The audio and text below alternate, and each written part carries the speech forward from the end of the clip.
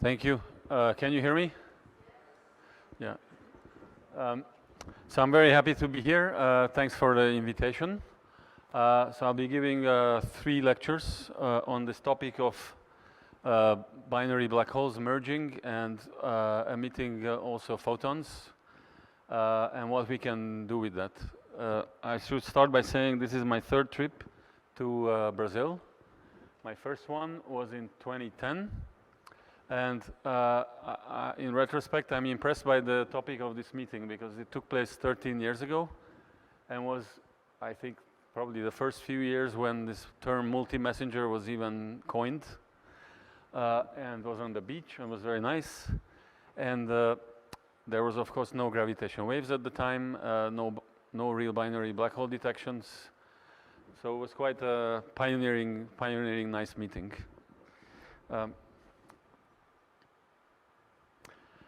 So I have a plan of giving 3 lectures, and I think my first 2 lectures are done. It might evolve over the next couple of days, but I wanted to essentially talk about 2 things for sure. The first one is how black holes find themselves so close to one another that they actually merge. That's not natural. So I'll try to explain the astrophysics of that. So that's kind of not multi-messenger emission, is just dynamics and how you pair up black holes. So that was probably most of today and maybe even spill into tomorrow. Then my second lecture will focus on electromagnetic emission, particularly how we can tell when we have 2 black holes instead of 1 black hole. What are the differences of the electromagnetic emission? And then I have a choice of either, we'll see how we do on time. One thing I could discuss is, so most of this will actually focus on massive black holes in galactic nuclei, but after LIGO it's become very interesting to discuss binary black holes which may emit also electromagnetic signals. Or I could discuss how supermassive black holes, where do they come from in the first place. So that's my plan. I also just say I actually like to be interrupted. It's very dark over there. You could save your questions to the end if you want, but if you want to interrupt, I'm not easily offended. So please, and in fact it's more fun, so please feel free to interrupt. So I'll get started on this first topic of pairing up black holes. Well, actually, I have a couple more non-scientific slides, but I think I gave away the punchline. Because I want to raise your hand if you know where the word black hole comes from. Can you raise your hand? Actually, I can't really see anyway, but... Okay, so only 1 person in the room knows, no, 2, 3. Who coined the term black hole? And so, right, so I like to show these 2 slides just because I discovered something recently. So this is John Wheeler, who is credited with coining the term black hole. He passed away in 2008. He was at Princeton. And I read his autobiography a couple of years ago. And this is what he said. This was written in 1998. And he said that in 1967, he was invited to a conference or workshop in New York at the Goddard Institute of Space Studies at 2880 Broadway, which was on the newly discovered pulsars at the time. And then he gave a talk, and he considered in his talk the possibility that the pulsars are gravitationally completely collapsed objects.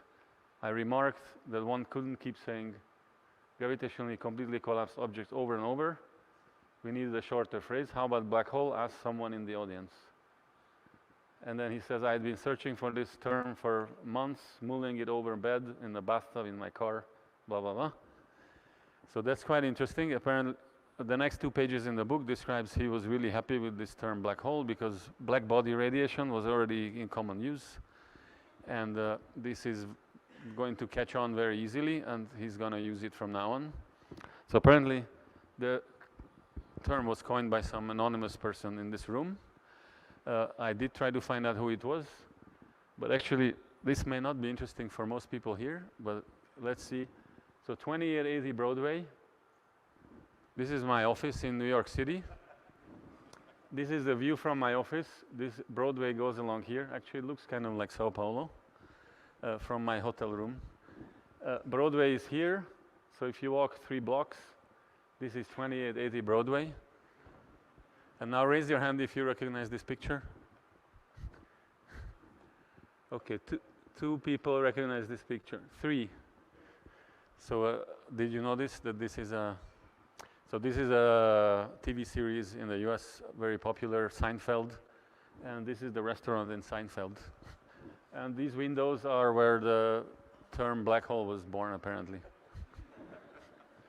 So the tourists often take pictures of this. This is few blocks from my office. I will go there every day. I was really amused that the tourists should be actually taking pictures of upstairs. Okay, sorry. So just had to say this because I was quite amused by finding this. I should say I tried to find out who this person was. Nobody remembers at Goddard Institute. They do remember Wheeler, but yeah, couldn't confirm who it was.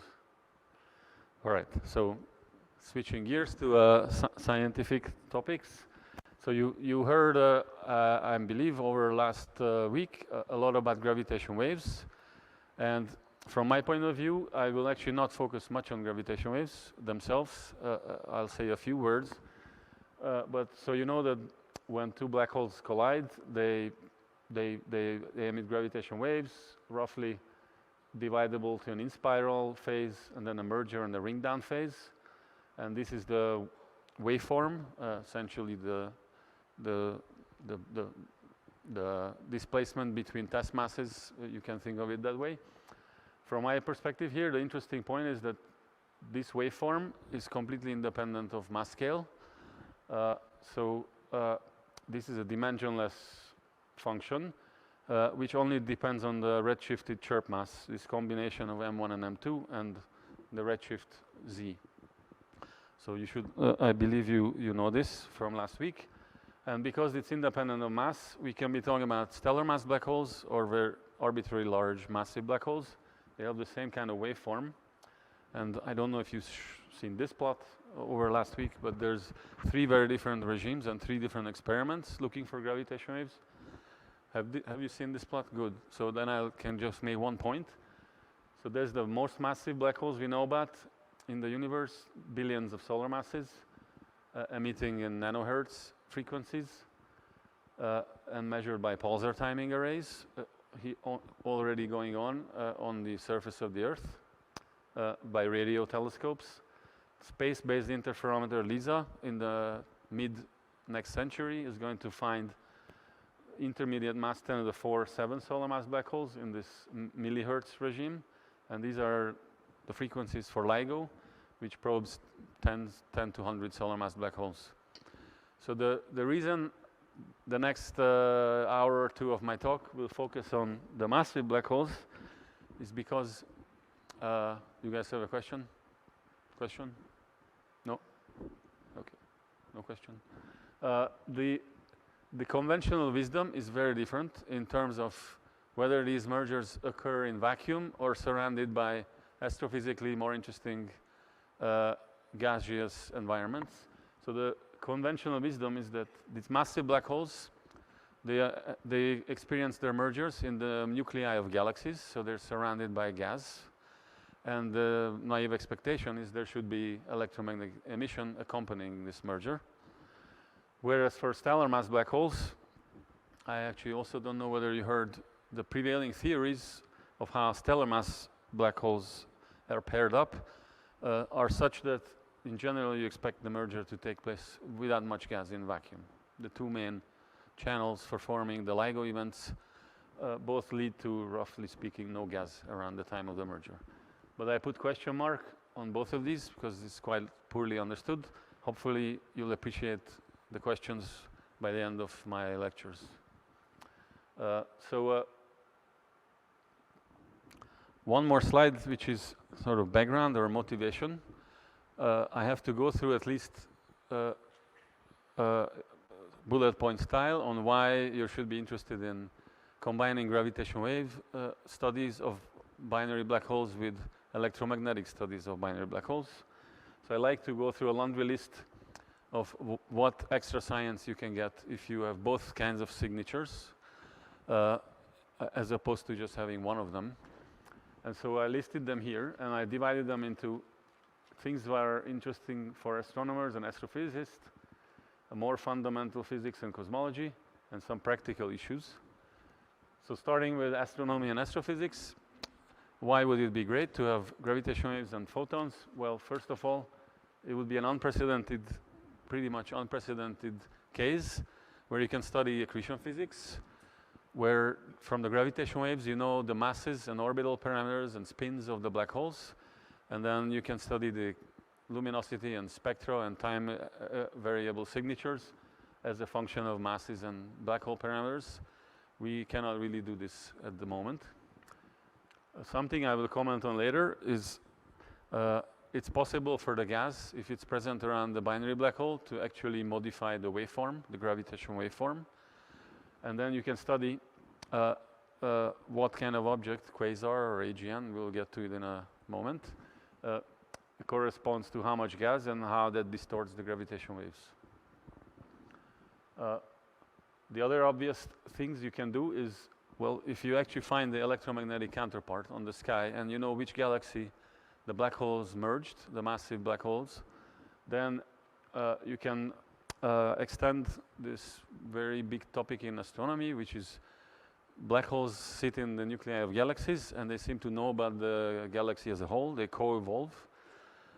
I'll get to that also later, but basically there must be some physics which ties the black holes to their host galaxies.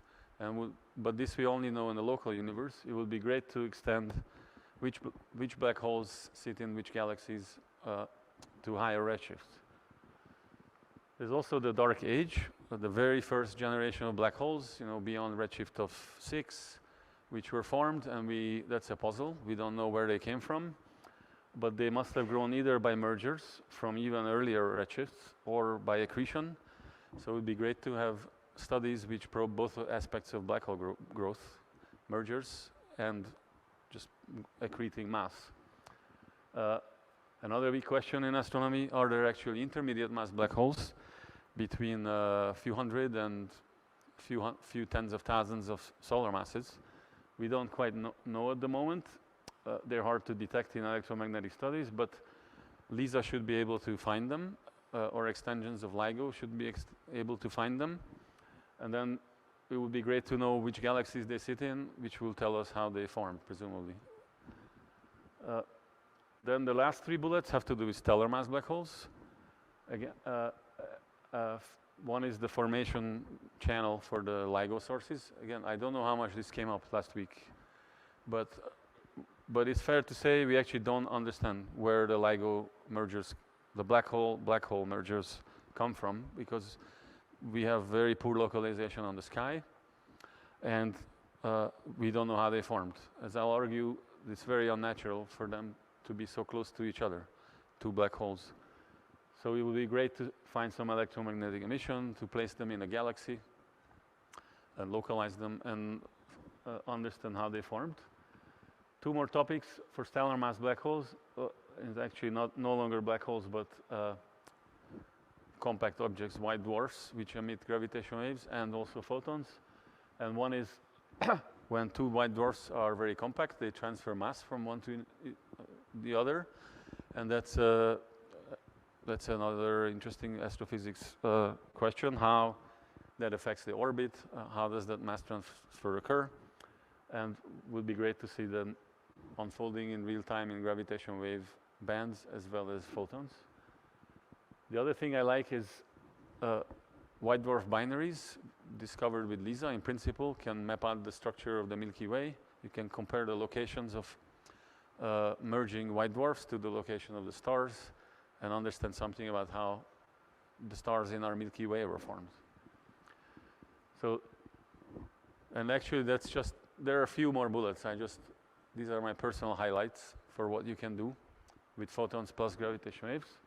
Moving on to more fundamental physics, the most commonly appreciated exercise you can do with gravitation waves plus photons is do cosmology.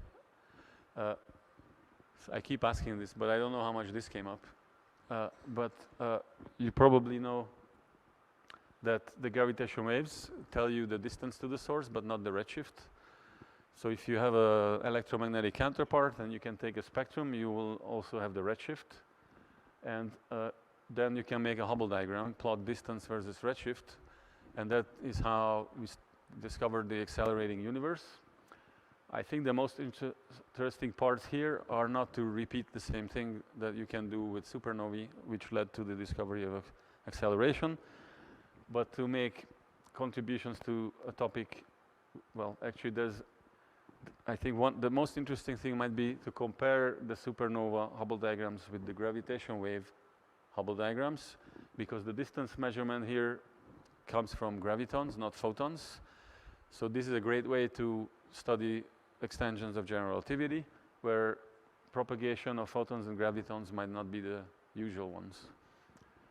So for example, if there are extra dimensions or the graviton is massive, the gravitons propagate differently and you infer different distances, and your Hubble diagrams from supernovae and gravitation wave sources will disagree.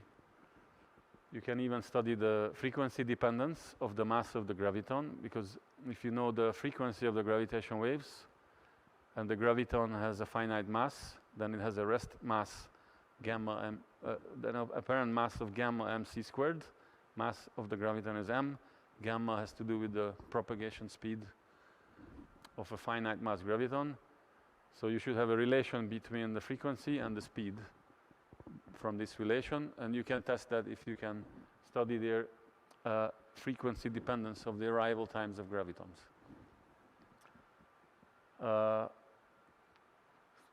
Three other things I listed here. I'm not going to go into details, but inflation in the early universe produces gravitation waves. Actually, that should have been plotted on this diagram way on the left here.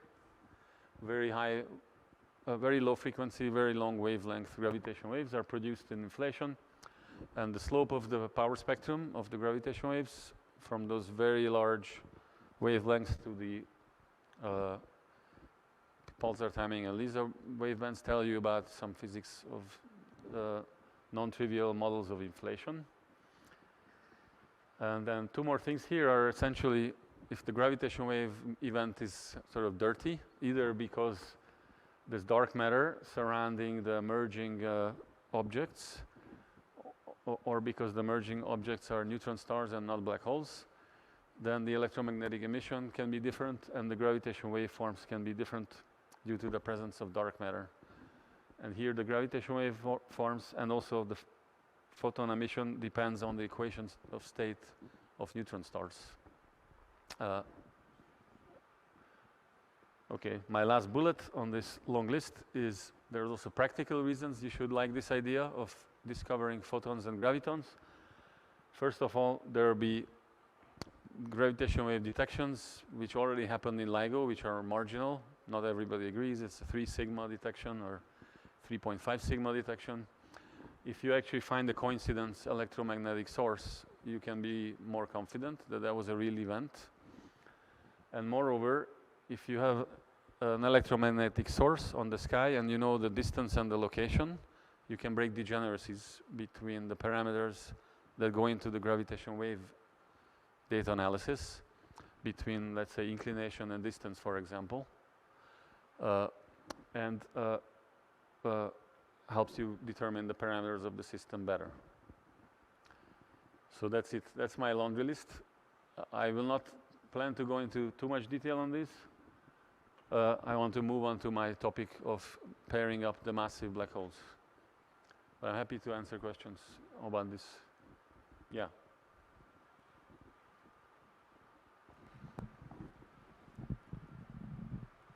A naive question. So you mentioned that there is degeneracy in the parameters of the gravitational merging event, right?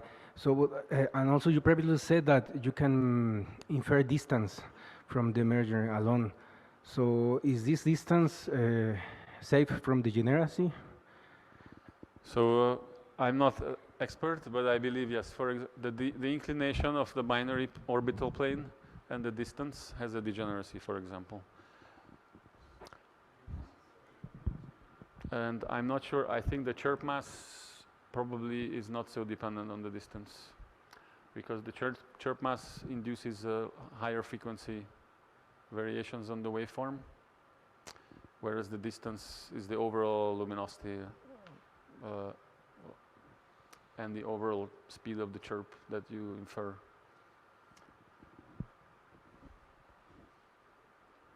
Okay. So I'm happy to say more about this if you want, but let's move on now to the pairing of black holes. So this is actually a pretty uncontroversial story developed over last, I would say, 20, 30 years in astronomy, which is, the punchline is that we expect gas-embedded massive black hole mergers to take place. And the argument for this is very, again, simple, just kind of couple of steps. First of all, we know that most galaxies, at least in the nearby universe, contain a supermassive black hole in the nucleus.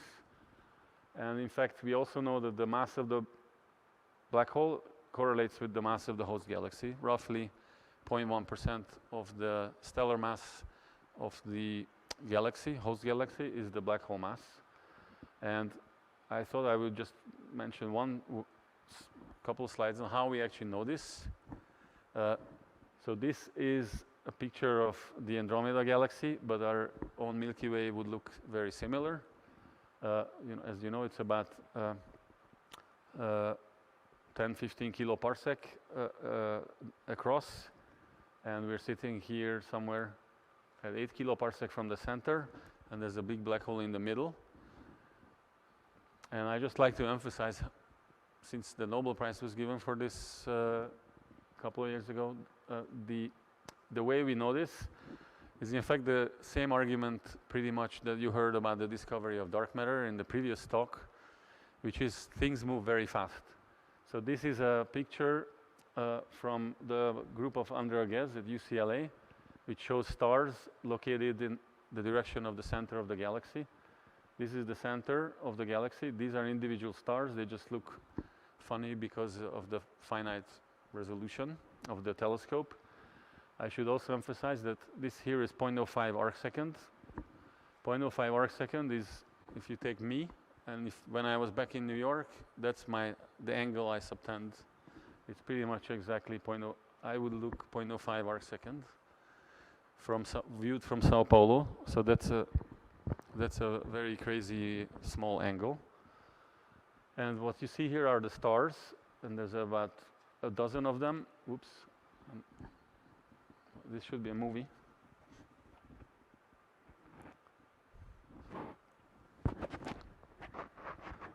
So the date is shown of the observation up here. So this is a campaign that started in 1995, and they follow the motion of the stars. And as you can see, they actually trace out very clear Newtonian ellipses on the sky. This actually stopped 10 years ago. This was already come over. There was a big celebration when it completed its orbit. And you can find, at least conceptually very easily, that all the ellipses have a common focal point, and you can determine the mass to about 10% accuracy to be 4 million solar masses. And if you had any doubts about this, that this is a black hole, the Nobel Prize actually didn't say the word black hole. It said some compact object in the center of the galaxy. Since then, there's actually a picture in the radio. Again, I don't know if you saw this at this workshop, but a year ago, the Event Horizon Telescope in the radio interferometric observations published an image of the center of the galaxy, which shows the black hole. In fact, you can see the black hole shadow. The diameter of this image is about 50 microarcsecond. So that's actually 1,000 times smaller than this 0.05 arcsecond. So that's 1.8 millimeter viewed from Sao Paulo. That's an even crazier resolution. So there's no doubt that there's a black hole of 4 million solar masses in our galaxy. Yeah. Yes, this infrared. With the Keck telescope made possible by adaptive optics. Thank you. In the image, it kind of shows that the stars intersect each other. Are they in a similar plane? Are they in random planes of rotation around the black hole? Yeah, that's actually a really excellent question, and they do seem to trace out a plane. There is actually a preferred plane, but it's not obvious. In fact, the two groups who work on this, sometimes they disagree whether that's really a plane or not, because it's not very thin, not very obvious. But there is a preferred plane, as far as I know. Because I don't know much about black holes, but this could be a way to measure the rotation of the black hole, right? Or it has nothing to do with it? So I think it's actually very hard from the. You mean the spin of the black hole? Yeah. Yeah. So I don't think that actually gives you. You're right that orbits in a Kerr metric are different from a Schwarzschild metric, but I think the astrophysics is more the theory is that these stars were formed in a plane, like the planets in our solar system, but then somehow the gas were gone, and then these you can show that over hundreds of millions of years, the scattering between the remnant black holes, and they just mess things up. And I think that hides the difference between a Kerr and a Schwarzschild black hole, unfortunately. Okay, so just quickly, in other galaxies, you can't do this exercise because the other galaxies' nuclei are much farther. So you can't have anywhere near this kind of resolution. But you can still do essentially the same exercise of measuring the orbital speeds of stars and use the same equation. The inferred black hole mass is RV squared over G times some constant based on geometrical factors. So if you know the distance to the galaxy and you can measure how fast this stuff is moving, which could either be the unresolved congregation of light from stars, which are no longer individually resolved, but you can still take spectra. You still see lines in the spectra, and you can get some kind of average speed of either stars or gas in some cases. And those speeds tend to be very high over a very small region. And you discover about 100 cases where this exercise can be done, that you have a black hole between million and a billion solar masses. And the interesting thing is that every galaxy where people looked, pretty much, where you can actually do this because the galaxy is close enough, let's say within 100 megaparsec, then there is evidence for a black hole in the center.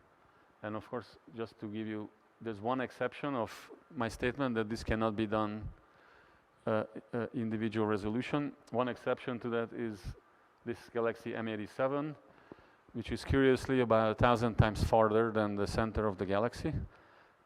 But the black hole in it is about 1,000 times bigger, so has practically the same exact angular size on the sky. Just like the sun. In a public talk, I would show a picture of the sun and the moon, because they have exactly the same size too within a few percent. Of course, have nothing to do with each other.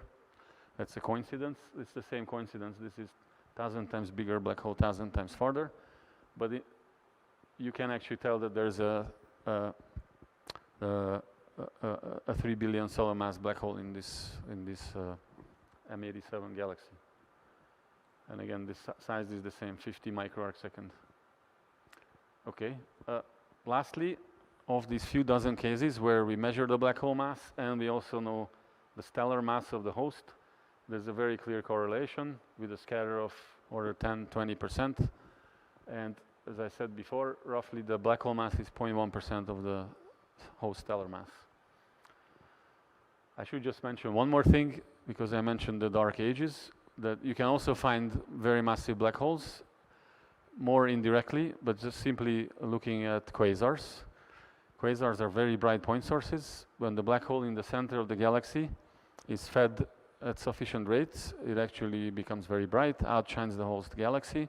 It's a point source, and we can see them out to very high redshift. The current record is 7.5 for a 10 to the few times 10 to the 8 solar mass black hole.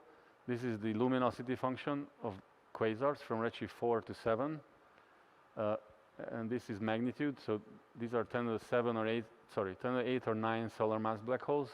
These are 10 to the 9 to 10 solar mass black holes. And this is just their number density. And you can see that we see them out to redshift 7. So these massive black holes actually existed in the very early universe.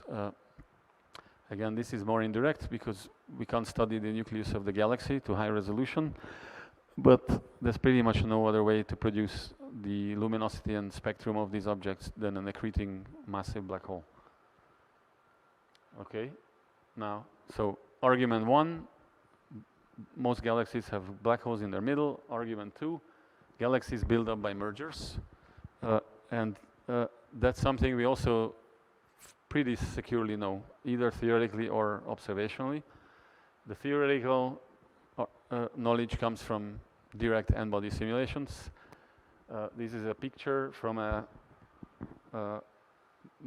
one cosmological simulation where you see structures forming due to the gravitational instability driven by the dark matter.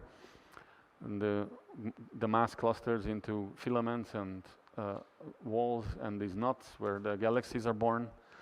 And you can follow these simulations and you find, I don't have a movie, but you can find that these knots which contain the galaxies, dark matter halos, they keep coalescing and merging into bigger and bigger halos. So that's how galaxies form in the computer.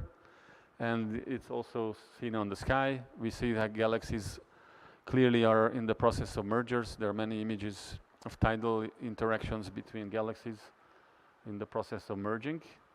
So this picture that galaxies build up from small to big by mergers is pretty secure. And then if you have black holes in their nuclei, then then we have a condition where two merging galaxies should produce a pair of black holes.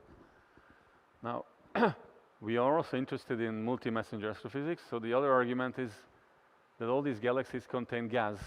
They're not empty collections of stars. So, I mean, I showed you pictures, and astronomers divide the galaxies into spirals or disk galaxies and elliptical galaxies. And often there's a picture that disk galaxies are full of gas and they're forming stars. And if two of those were to collide, it's obvious that there's gas there. In elliptical galaxies, they're actually mostly stars. This is a picture of a giant elliptical, but they're mostly dominated, the mass is dominated by the stars, but still in the nucleus, there is gas. So, for example, when ALMA looks at, or other radio telescopes looks in the cores of these galaxies, there's gas. In fact, there must be gas because they fuel the aforementioned M87 black hole. The way this, we think, happens is that the relatively low mass supermassive black holes live in gas-rich disk galaxies. The largest ones, they live in so-called dry ellipticals, but even those ellipticals surely have many cases, or most cases, gas that weighs at least as much as the black hole. So last bullet point, when you have a galaxy merger, then we also think we understand that both the black holes and the gas is driven to the new nucleus. So that's important for us. And there's actually different reasons for this. The gas is torqued during the merger of the galaxies, and the supermassive black holes suffer dynamical friction. So let me go through this in a couple of slides. This is sort of a large-scale beginning of the pairing of the black holes. That's important. So merging of galaxies is actually a subject that goes back, I guess about 30 years in serious hydrodynamical simulations. This is one of the seminal papers where they say that during the approach to the merger, tidal forces during encounters, you get bars to develop, and in the bar disk, the gas flows towards the central region. They were not talking about black holes. Their point of this paper was that you get starburst because you drive a lot of gas to the center and you get bursts of star formation. And that's observed empirically. It's found in the computer. Maybe I'll skip the details here. I'll just show you maybe this one. So these are, at this point, primitive-looking simulations, very early simulations of merging galaxies with gas and stars and dark matter. And this is time label. So each time unit, I think, is 250 million years.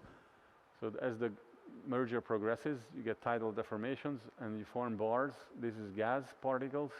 These are star particles. And if you squint, you can see that the direction is different. So you get a torque on the gas from the collisionless stellar component. And the gas is torqued, its angular momentum is removed, and it flows to the middle. And so that's how you drive gas to the core of the merger remnant galaxy.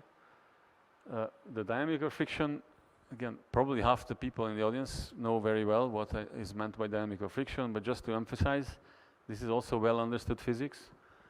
If you have a massive point-like object moving through a sea of very low mass test particles, this is just a cartoon illustration. So this point mass is moving in a uniform medium of small point masses, which could represent stars as the black hole is moving in a galaxy. Then in the frame of the black hole, these stars are moving to the left, and they're gravitationally focused behind the heavy object, and you develop an overdensity of the background medium behind the moving body, and this wake therefore decelerates the moving body. This problem was actually understood by Chandrasekhar in, I believe, the 40s or 50s, and there's assuming a thermal distribution of particles in the background medium, assuming linear motion, uniform medium, you have an actual expression for the deceleration, which has this form. It depends on the square of the mass of the moving body, the density of the background medium, and the velocity squared of the moving body. So it's kind of an intuitive formula. Heavier objects experience a larger wake and the more deceleration. Dense medium causes more deceleration. And then depends on the speed. Now, this is not exactly true, of course, in a merging galaxy, and there's actually quite interesting literature recently on what happens when the orbit is actually curved, so it's accelerating, and the background medium has a gradient. So you can put some corrections to this, but generally this tends to, a heavy black hole tends to scatter the stars and move to the center due to dynamical friction. And so there you go. The punchline is the common outcome of all this cosmological formation of galaxies with black holes is you end up with a pair of massive black holes with circumbinary gas in the nucleus, at least on kiloparsec scales, where these torques operate from the bars. And in fact, the gas cools. So I have one more word here, disk, which is simply the result of the fact that the gas can generally radiate very efficiently, lose thermal support, and collapse in the direction parallel to the angular momentum vector, but has some centrifugal support, presumably still left over from the angular momentum it had before the merger. And so it tends to form a thinnish disk. So now we have a pair of black holes surrounded by a gas disk. And now you can ask, is there observational evidence for this? And the observation situation is basically that this is very hard to directly observe because of, again, just resolution. So, but there is cases which come close. So this is one of the poster child of such things. This is a galaxy called NGC 6240, and it has two point sources in its middle, separated by about a kiloparsec in projection. And there are many similar examples where there's few kiloparsec separation between two active galactic nuclei. So we actually do see the emission from a pair of black holes. So this picture cannot be totally wrong. Binary black holes find their pairs of black holes find their way to the nucleus, and gas can brighten them up. At least in some cases, at least on kiloparsec scales. The winner in terms of the closest separation pair of black holes that we know about for sure is a radio galaxy. The separation is 7 parsec in projection, and there you just see two cores of a radio galaxy. Now, for reference, there's an important number to keep in mind. Because we know the mass of the black hole correlates with the mass of the host, and I didn't quite explain this, but the mass of the host can be translated into because we also know a relation between size and the mass of the host, can be translated into a characteristic velocity, which I call sigma, as is in units of 200 kilometers per second. This is a 10 to the 8 solar mass black hole. And then you can ask, what is the sphere of influence, essentially where the black hole dominates over the stars within the same region, so that you can genuinely talk about a binary black hole, or because if you have more mass between the two black holes than the sum of the black hole masses, it's not really a binary black hole, it's just two black holes moving through some joint medium, right? Now, so if you really want to catch a black hole that's bound to a pair of black holes bound to each other and spiraling in, you will have to resolve basically within a parsec or few parsec or less. So this case is maybe borderline, but there's no actual ironclad case of a single observational proof of a binary black hole where the separation is such that it's actually a bound object. But we think they should be there, and I'll explain in the rest of the talk. Now, another reference point is if you want these two black holes to actually merge, how close should they be? And I don't know if these numbers came up. I sometimes like to make people guess, but well, you know that if you have two black holes, and even if they're in vacuum, they emit the gravitational waves and they spiral in. I'm sure you also learned or know that this in-spiral is extremely steep function of separation. So at large the in-spiral timescale goes like the separation cube. So if you make a binary twice as wide, it takes 8 times longer to spiral in. So you can ask a question, from what distance should I start to have a guaranteed merger just due to gravitational waves? And the answer is quite interesting. If you take, for example, a 10 to the 6, so sticking to massive binaries, if you take 10 to the 6 solar mass black hole, they should start from 10 to the minus 3 parsec. The largest ones, 10 to the 10 solar mass black holes, they should start from 1 parsec. So in fact, this is an important number because that means even when you have a bound binary, you're not actually anywhere near the limit where you have a guaranteed merger. You somehow have to bring the black holes to as small separation as a milliparsec to have a guaranteed merger. In fact, I don't have the number here. If I get to my third lecture for stellar mass black hole, for the first LIGO detection, this number is 0.1 AU.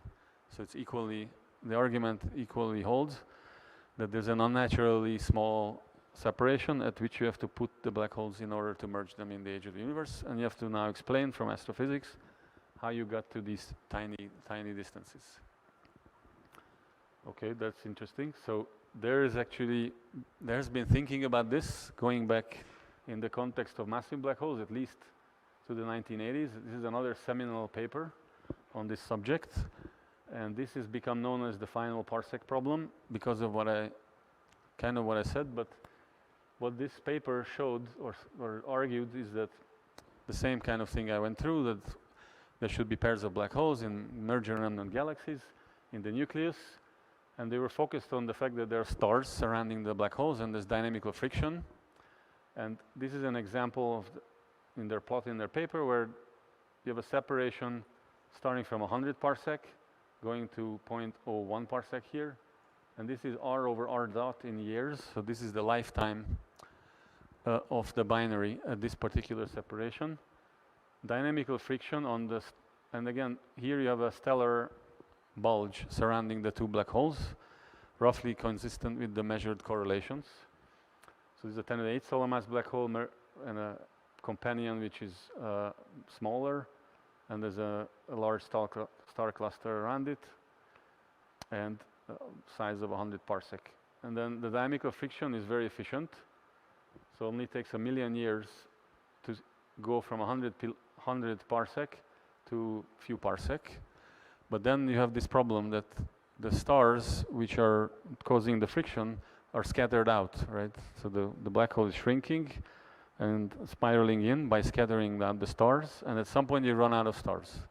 So now you have a binary that's sitting there, but there's no more stars to scatter.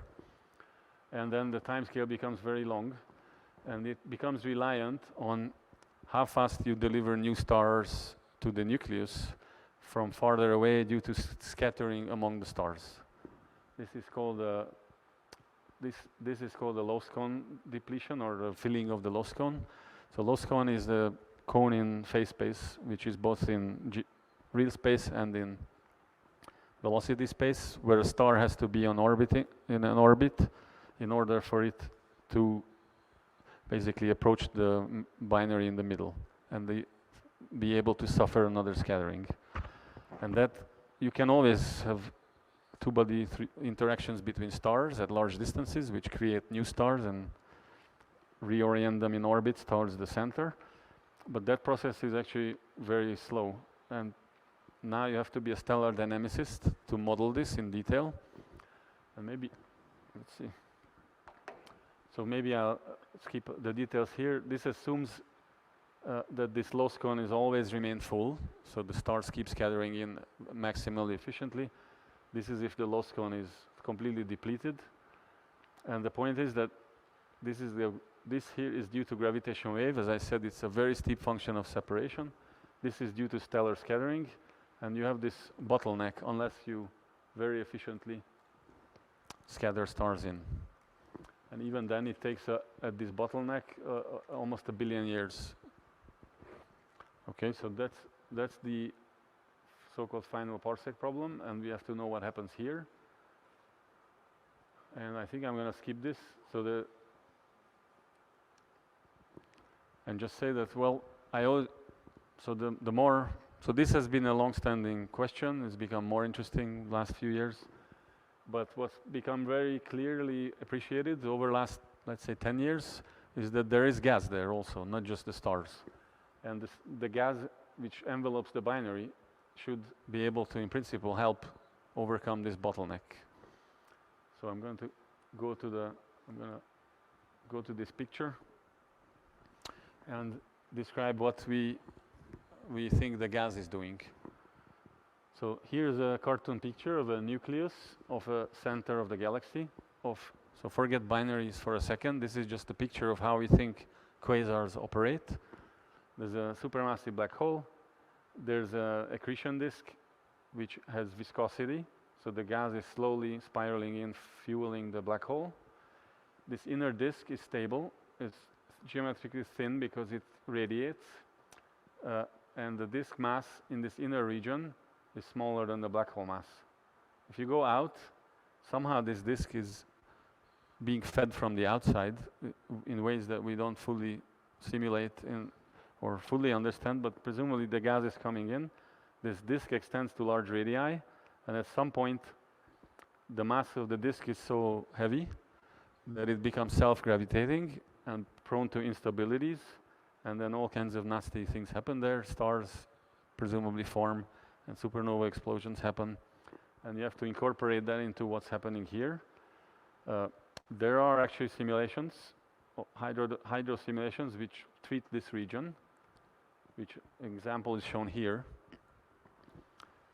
This is from an example of a handful of such simulations. So this is simulation of a spiral galaxy in the nucleus with resolution of something better than a parsec. And you can see this is 2, 8, 14, 20 mega years. So, and this swirling gas is kind of perturbed, is unstable. There are knots forming in it. And you can evaluate the in-spiral time if you stick a black hole here and is gravitationally encountering the pull of this inhomogeneous gas distribution, and this is the binary separation as a function of time in mega years, so 20 million years here. And generally speaking, you see that the separations decrease over time scales shown here. So a pair of black holes are just gravitationally encountering these clumps, and mostly by interacting with these clumps, they wander inward. Now, that's basically the question. So what if a second black hole is present? And the answer seems to be, on large separations, this clumpy gas pushes the black holes further in relatively quickly. And so the rest of this section is actually going towards more my own research in our group for the last, let's say, 5-8 years.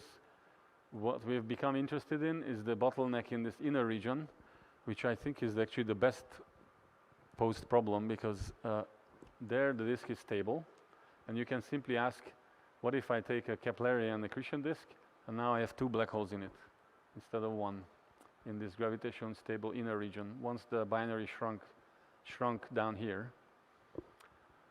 So I really like this problem because it's so simple to state, and at least in the idealized case, it's like a textbook physics problem.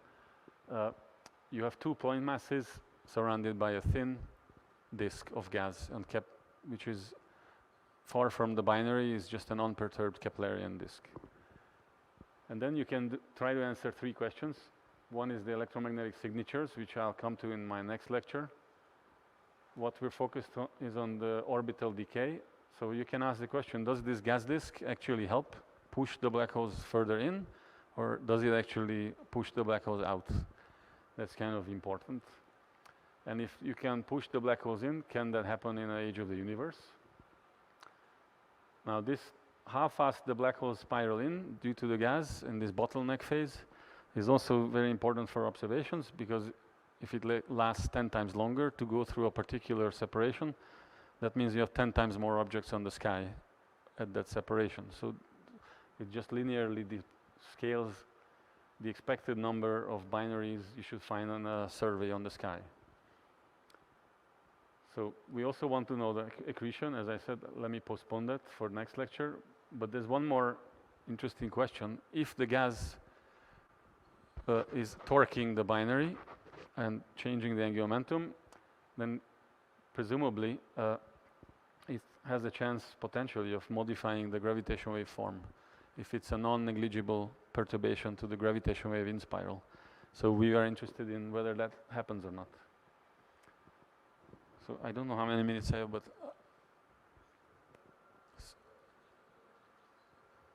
so I have 15 minutes more.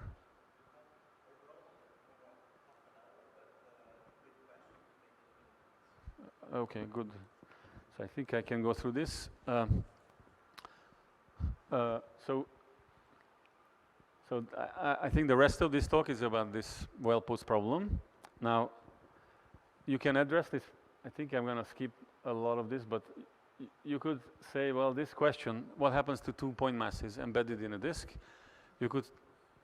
I like to divide. You could say I can try to answer this question analytically, pretty much in 0-dimensional, 1-dimensional, 2-dimensional, or 3-dimensional calculations. But it will take me more than 20 minutes to go through everything. And in fact, the 0 and 1D, I think I'm going to more or less skip, just show one slide, because I think at this point they're historical interest. Because you can imagine inherently, if you have 2 point masses orbiting and disturbing the gas, that's inherently at least a 2-dimensional problem. You can't really do much in 1D.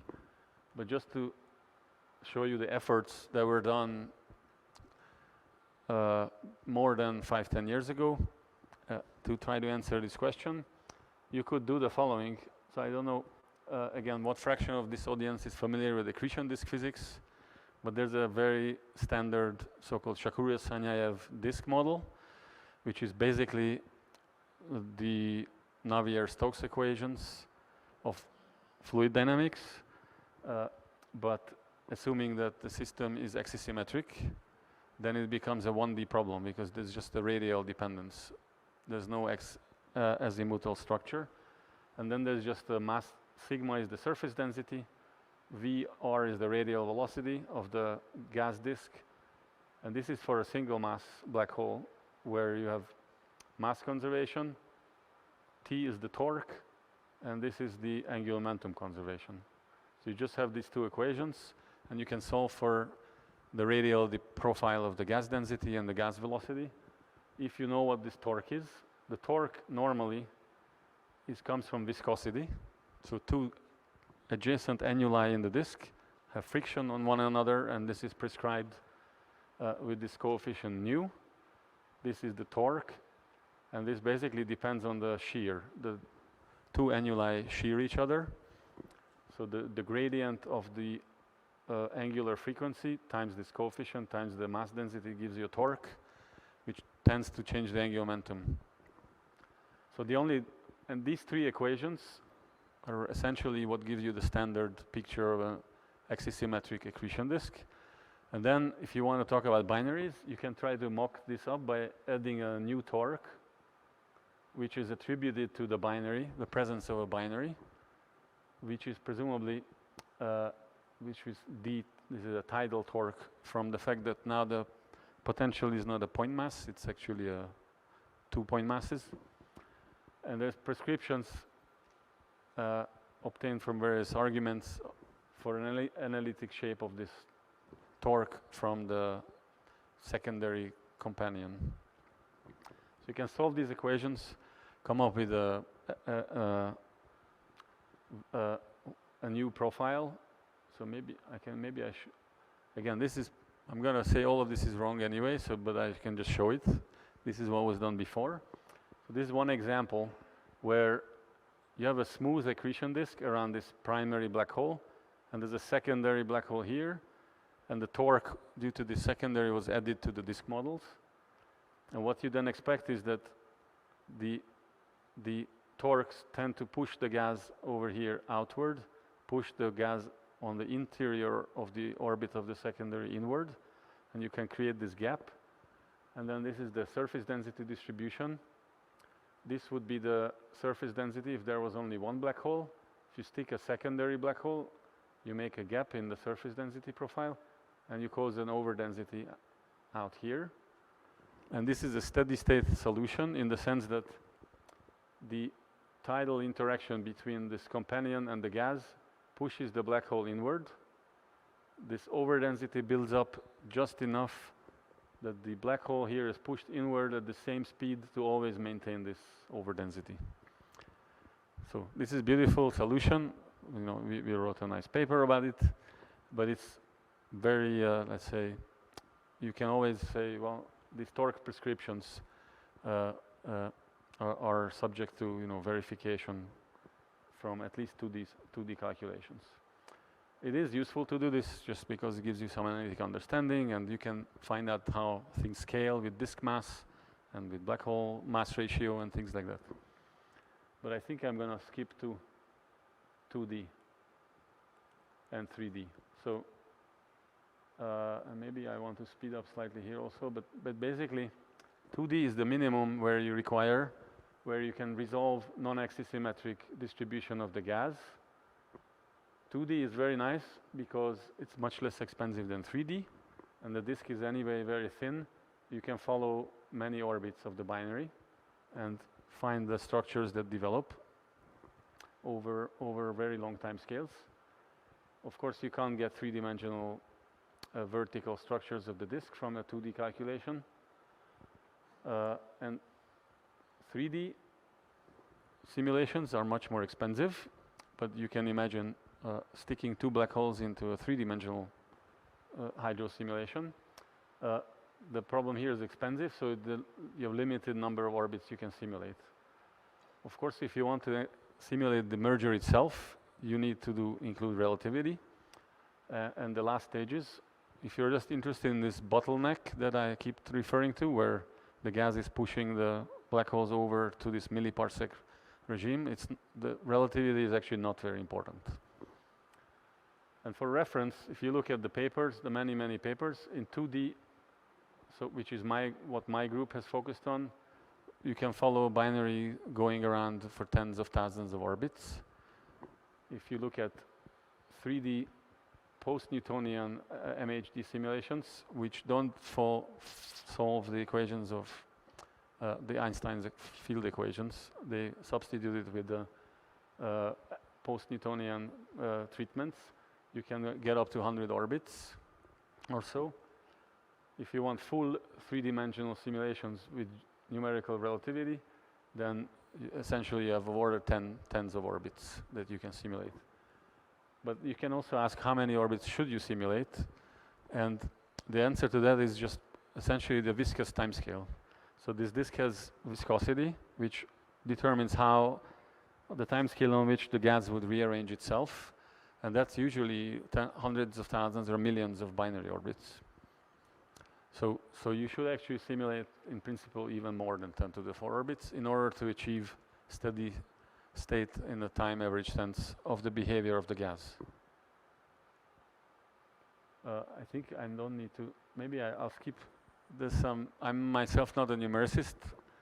I have lots of numericist collaborators. So let's skip these descriptions. These are, some of them are so there's been a lot of work in the last 5 years or so on hydrodynamical simulations in 2D with at least 6 to 8 different codes. And the simplicity to be emphasized is that this problem has very few parameters of interest. The mass ratio between the black holes, Q, the eccentricity of the binary, the temperature of the background disk, which is equivalent to its aspect ratio. If the temperature is low, the gas disk is cold, the vertical support is less, so it tends to be very thin. And this aspect ratio therefore reflects the temperature, and is usually, for models of AGN disks, is maybe of order 10⁻² to 10⁻³. So disks are very thin. I'll skip this. So as I said, there are 3 interesting parameters. I think the most interesting one is actually just the mass ratio.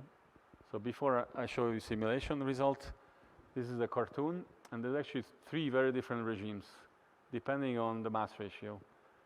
So this Q is again, oh, this is a typo. This should be M2 is the lower mass black hole. M1 is the heavier black hole. So this is very unequal. This might be less actually interesting for the case of massive black hole mergers, but who knows? So this could be, for example, 10 to the 10 solar mass black hole merging with a 10 to the 6 solar mass black hole. This intermediate mass ratio range is going up to order 1%, and this is the roughly equal mass mergers. And the interesting thing is that before multi-messenger astrophysics became a topic, let's say again over 15 years or so, the people busy working on planets had exactly the same calculations. And so these 2 regimes have actually been quite well explored in the literature on protoplanetary disks and planets embedded in such gaseous disks which form the planets in the first place. And so you can read many papers where people simulate Earth, proto-Earth or proto-Jupiter in these 2 regimes. And in that literature already, the idea of migration, so you probably heard the word planetary migration, which is the equivalent of what we're discussing here, 2 black holes radially moving in or out in the disk, embedded in the gas disk. So the planet, people call that planetary migration, and they divide it into type 1 and type 2. So the type 1 is when as I said, the perturber is very low mass, intermediate mass. Now the planet people haven't been super interested in near equal mass objects, although there are some literature on this in the context of binary stars. And so this doesn't have a name in the planet literature, but presumably the impact of the gas on the orbit is very different. So let me spend 5 minutes going quickly through these two regimes and then show you the punchline, which is, this is probably the most interesting regime for us. I should maybe say the reason this is the most interesting is because of what I said about dynamical friction. So in order for the two black holes in the galaxy merger to maneuver themselves to the new galactic nucleus, they probably cannot be super unequal masses, because then the lower mass black hole, remember I said the dynamical friction timescale goes like square of the mass of the moving object. So it could be that these very low mass mergers are very rare, because the lower mass black hole sits in a small galaxy which never actually spirals in, takes more than a Hubble time. So most mergers we expect are in this range between massive black holes. But let's just quickly say a couple of things. So this regime of type 1 migration, actually maybe I'll skip details, is essentially a problem you can treat fully analytically, because you can assume that the perturbations on the gas disk are in the linear regime. So you can do a mathematical treatment where you expand the fluid into spiral density waves and find dispersion relations and include resonances. And I think I'm going to skip this. But the bottom line is that maybe just look at this picture here. If you put a small perturber in a gas disk, you develop these spiral wakes and perturbations. And you could even think of this as dynamical friction. It's just the wake is actually driven by resonances, and they're curved. But this you can show, actually you can move the black hole either in or out, depending on the gradient of pressure and density around this orbit. It turns out it's very subtle and very much depends on the gradients. And there's basically not a very robust answer, because you have to then include thermodynamics and calculate exact gradients over here. I think I'm going to skip this. The second regime, where the intermediate masses, this gap opens. So maybe this is more relevant to massive black holes. So here the picture is that now the orbiter is so massive that the perturbations it causes on the disk are not linear. Maybe I should show this picture. So if this is from Wikipedia, if you put a perturber around the massive object and you put a third body, which is massless test particle, which in our case would be fluid elements, this is what the orbits look like. They're these famous horseshoe orbits where the particle would circulate around. This is in the frame co-rotating with this binary. There are orbits bound to this object. There are orbits bound to the bigger object. And then outside here, they're just basically Keplerian circles. And then this width here is called the Hill radius. This is where the tides, this is actually the moon in this picture, but this is our lower mass black hole. When the tides are important, that's called the Hill radius. And there are these horseshoe orbits. And these are the Lagrange points. So there are orbits which go around the Lagrange points. And so if you stick a heavy perturber here, you change the flow pattern on the background gas. And the idea is that you exert torques on the gas. And maybe in this picture, the gas is torqued and the viscosity tries to bring the gas in. The torque from this is trying to push the gas out. And here is vice versa. Viscosity tries to move the gas inward. And you can show that the torques from here tries to move the gas outward. And so, sorry, the torques always push the gas away from the perturber. So once you make this perturber big enough, you open a gap because you push by gravitationally on the nearby gas in this Hill annulus faster than the viscosity fills it in. So you get these gaps. And okay, maybe I'll skip details also, but the picture here is that now this particle is basically, roughly speaking, just moves in with the overall shrinking of the disk. It acts like a particle in the fluid. It just transfers angular momentum from here, gives it out to the gas over here, and the whole thing is collapsing. and this object is moving in on a viscous timescale, which for parameters of interest can be again pretty short, millions of years or so. So now let's go to the last regime, which is the most interesting one for us. So these are in the more equal mass limit, and here there's a behavior which is completely different from before, because the zeroth order thing you can say is there's actually no stable orbits in the region around the binary, where the binary is an equal mass. Roughly, if you take twice the separation of this binary and you put test particles around here, there are no stable orbits. They tend to be, you can do this in the afternoon on your computer. If you put test particle here, it just tends to do some crazy orbit and fly off. Maybe I show this first. So, in fact, here's an exercise from a paper we had 7 years ago, where we just put test particles orbiting a big black hole here in the middle.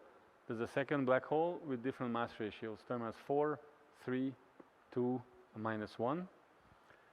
And then we color these particles. So initially, these were uniformly distributed massless test particles on Keplerian orbits, and we colored them into 3 colors. This is called a restricted 3-body calculation, where there is a conserved quantity, which, so as you know, there's energy and angular momentum conservation normally in Newtonian calculations, but here you have 2 finite masses and a massless test particle.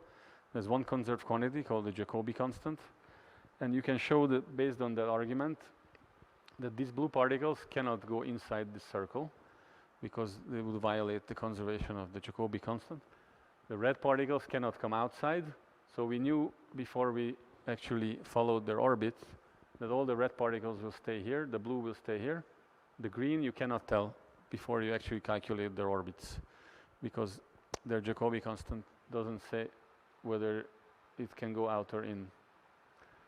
And so this distribution of particles are shown after, I don't know, many orbits.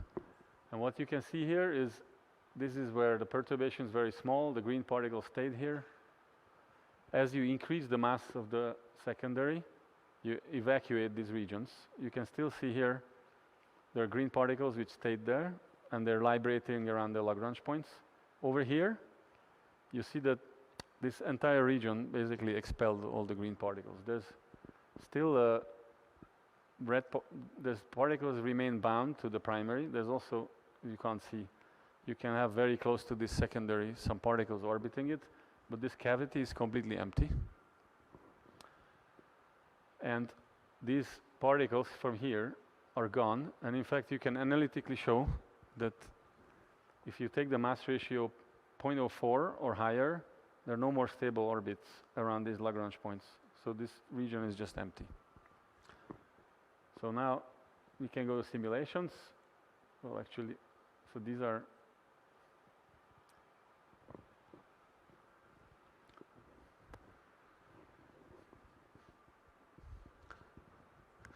so this is summarizing, a year of simulations here in one slide. But these are just 3 different hydro simulations. These are shown in the co-rotating frame, mass ratio 0.01, 0.05, and 1. And again, these are the simplest possible simulations you can think of. Just 2D hydro, there's no magnetic fields. The black holes are just point masses, they're not spinning. They're aligned with the orbital plane. And you can see that pretty much it confirms this expectation. When the mass ratio is 0.01, you just open this big gap and you accrete quite steadily. When you exceed this limit of 0.04, and there are no stable orbits librating here, this kind of goes berserk because there's no stable way to accrete across this gap and make a nice persistent steady gap. So accretion becomes very intermittent and the distribution becomes very complicated. And then this is the equal mass case where you have a cavity that's cleared out and you still have disks which are fed around the black holes through these streams which are peeled off from the edge of this cavity. Yeah. Okay, so now, yeah, so now let's go to the punchline. Uh, well, first of all, you can take snapshots of these simulations. They look very similar to the expectation from these test particles. I'm going to skip some slides and just show you that. So this here is a snapshot from, and there are, by now actually there are at least 6 to 8 groups doing some kind of calculations like this. There's generally good agreement on the morphology of what happens. Cavity, they're surrounded by this non-circular cavity wall with a lump or a dense, overdense spot, and you fuel the black holes through these streamers. Now, this will be very important next lecture for how you brighten up this black hole. For now, we're interested in the torques, and I'm going to skip this and show you a torque map. So this picture is the well. So maybe just one more word. So you can ask, okay, the binary's orbit is now modified by the presence of gas. There's 2 ways you can imagine modifying the orbit. One is simply gravitational pull.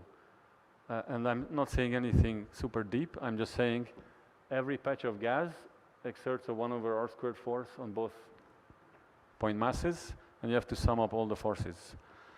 And you can ask, okay, that modifies the orbit, because now I change the momentum of the orbiting black holes. The second way you can change the orbit of the binary is by accreting. So if you add mass and momentum to this black hole, then you also change the binary orbit. So it turns out, I will not go into details, it turns out that the accretion is not fast enough to be very important. So in fact, the torques, the orbital effects on the binary, are coming entirely from summing up the gravitational pull of the gas. And you can see it's not axisymmetric, so there's a chance of a net non-zero torque. And the reason, now I'll explain why this took so long. And these simulations, which agreed on the morphology, until 2 years ago, completely disagreed on the torques. And the reason for that is shown in this picture. So this is a time average snapshot. So we took many snapshots of such a simulation and then calculated the torque. And this is the surface density distribution of the torque. So for example, over here, this is a disk, and as I said, then another important parameter is the temperature or the disk aspect ratio. This is a relatively warm disk, 0.1. Still a thin disk, but kind of getting thicker. Turns out it's easier to simulate.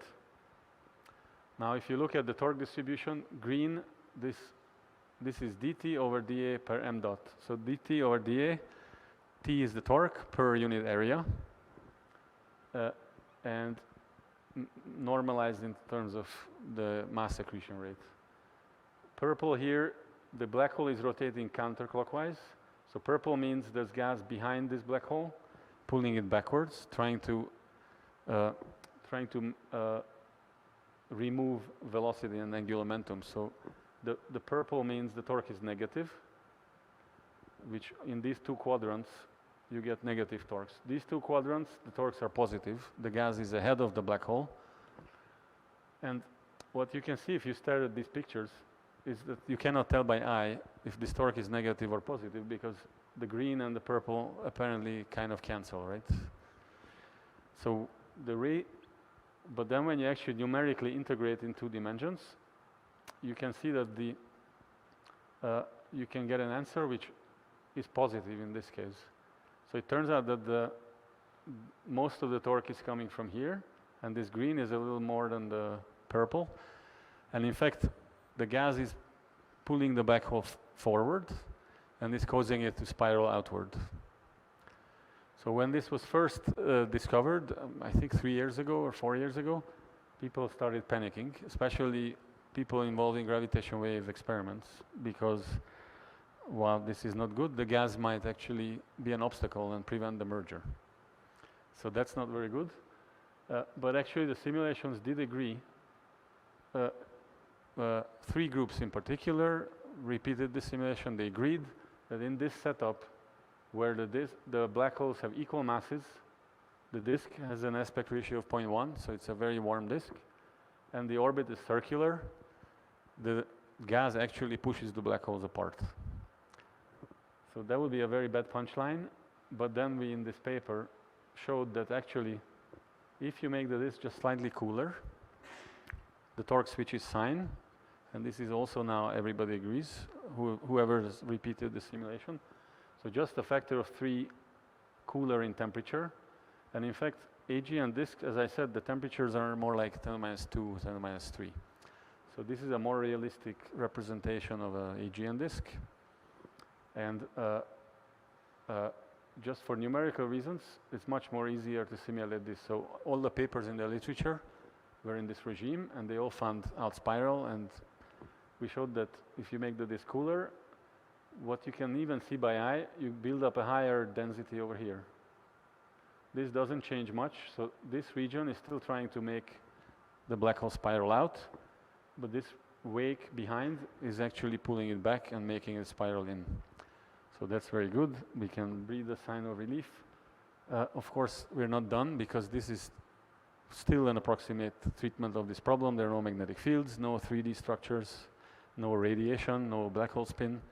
So I would say it's the beginning of understanding what's going on here.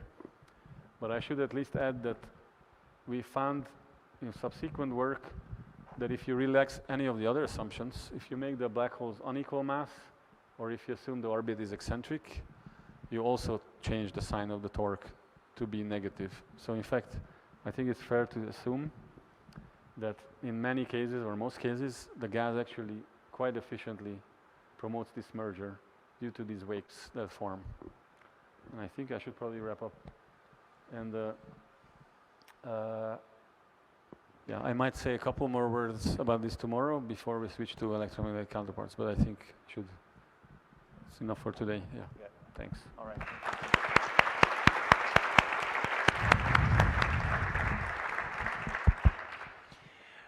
Okay. Any questions here? All right. So thank you for the lecture. You said it's still a work in process, but I would like to know if changing the properties of the black holes would add effect in those results, like if they are charged or if they are in the de Sitter universe, or I don't know, any other modifications. Like you use it Schwarzschild, static black holes to do the simulations, right? Or sorry, I didn't get the... No, I'm asking like, what kind of black hole did you use to get those simulations, the static ones? Oh, you mean the mass of the black holes? Yeah, if they are charged, if they are spinning, if they are in the de Sitter universe, what kind of black holes? Yeah, so I should clarify, in the simulations, the hydro simulations have no scale. If you assume a fixed disk temperature, then there's no mass scale. This applies to 1 solar mass or 10 to the 10 solar mass, as long as you measure things in, so the mass of black hole is 1 in code units, and you can scale the simulation to your favorite black hole mass. The reason this happens is because we assume a fixed temperature of the gas, and the gas has no mass. It's 0 mass. It's just now, so therefore, what I just said applies to any black hole. Oh, so changing the type of the black hole won't change the effect. But type? Sorry, what do you mean the by type? Like the solution, if they are static or charged or spinning or in the de Sitter universe, so Kernium de Sitter. Yeah. So it will not change the effect. We will see exactly the same configuration. So these simulations, as I presented, no dependence on mass, and also this is in a regime where you're separated by, let's say, thousands of Schwarzschild radii, so it doesn't matter whether the black hole is spinning or not. I see. But, so that's not entirely fair answer, because if the black hole's feedback was included, which we are not including, so for example, jets are driven by the black holes, or radiation is coming out of the black holes, those can change the gas distribution at larger radii. even 1,000 Schwarzschild radii, and those do depend on spin, Yeah. but that has just not been done. Okay. Thank you.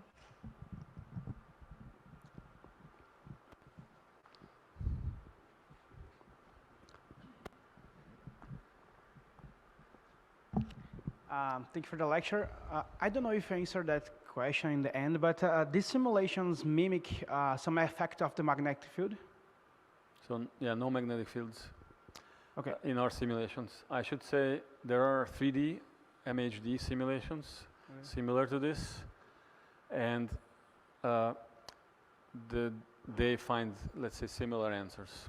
So there's no contradiction just by including magnetic fields. The big difference is that we have to put a viscosity by hand. Okay. So if you do an MHD simulation, the gas automatically develops Maxwell stresses, and there's viscosity and it flows in. Our gas would not flow in unless we put in this kinematic viscosity coefficient by hand. But they find very similar morphologies. They have not actually measured. The torques are much harder to measure because of this, as I mentioned. You have to resolve very well these inner mini-disk regions and subtract two large numbers to find the net torque. So it requires very high resolution.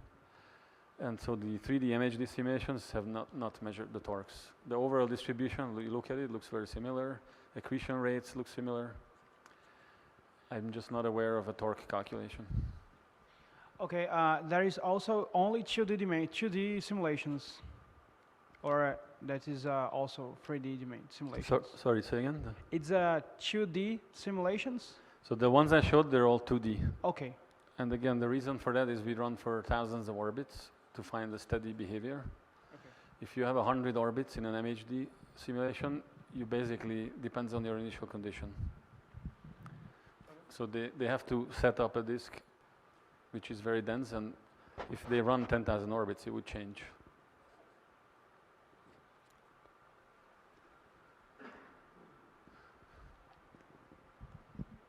Hi, Professor.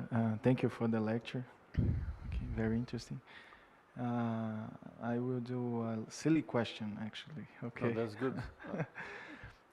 You use a lot of hydrodynamics in this work, and I just want to know if, since you talk about viscosity and you say you put viscosity by hand and so on, there are some formalisms that they use as well to study some hydrodynamical things, but they compute the Kubo formula to viscosity and things like that.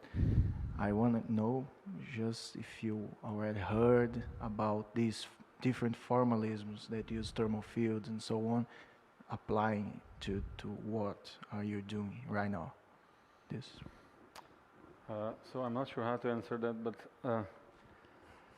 yeah, so we have prescription for the viscosity, which just depends on the local shear.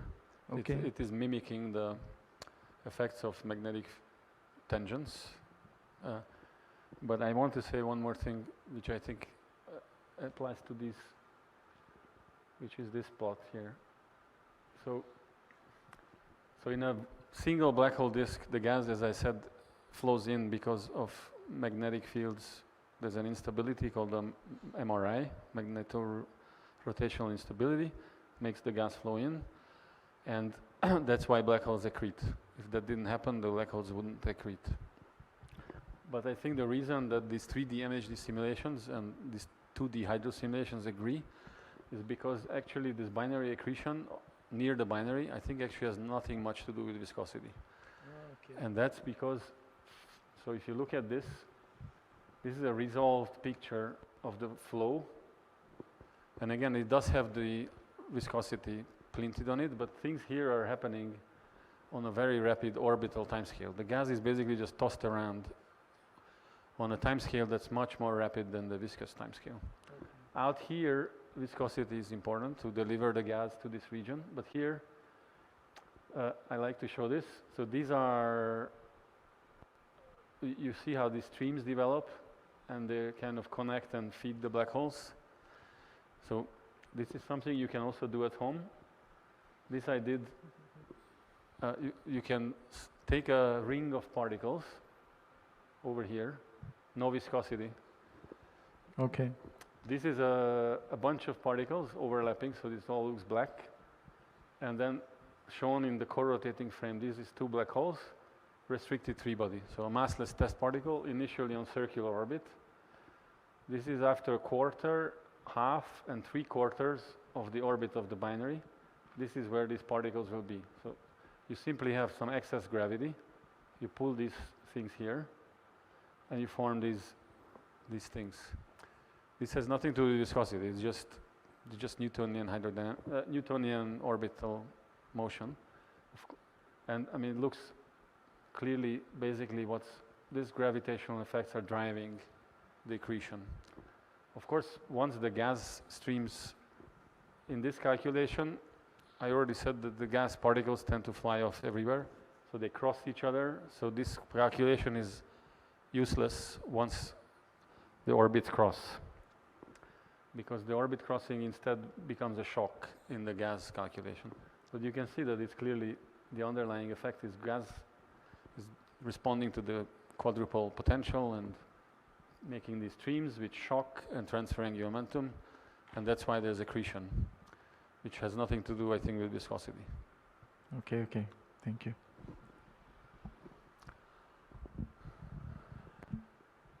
Okay. Oh, another one there.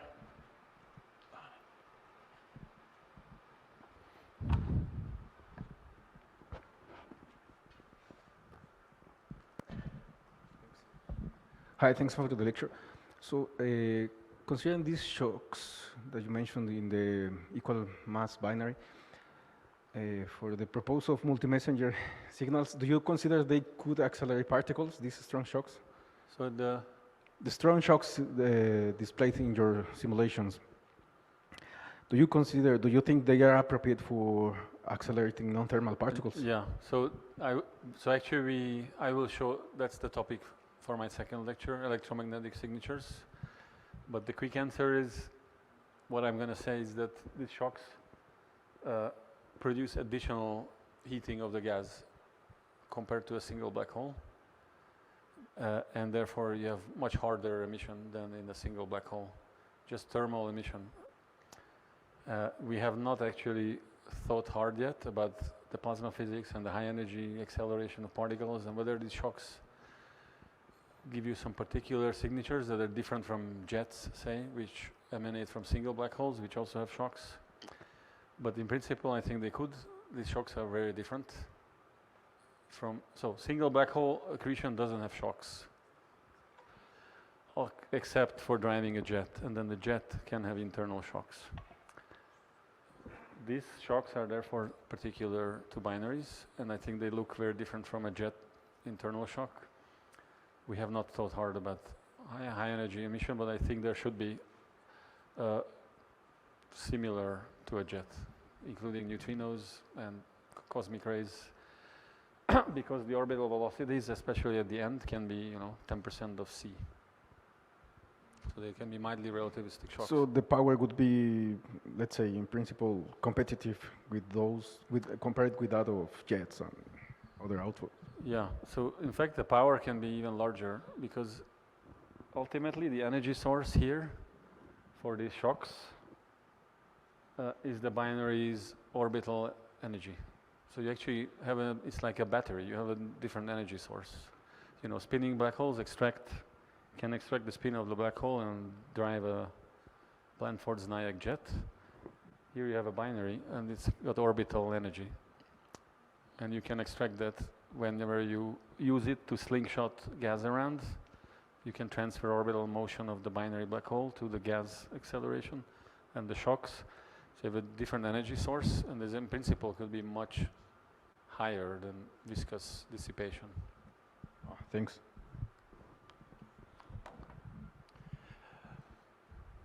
Okay, I think we're probably at the end of our wits. It's a long day, so let's thank Zoltan again. Thank you.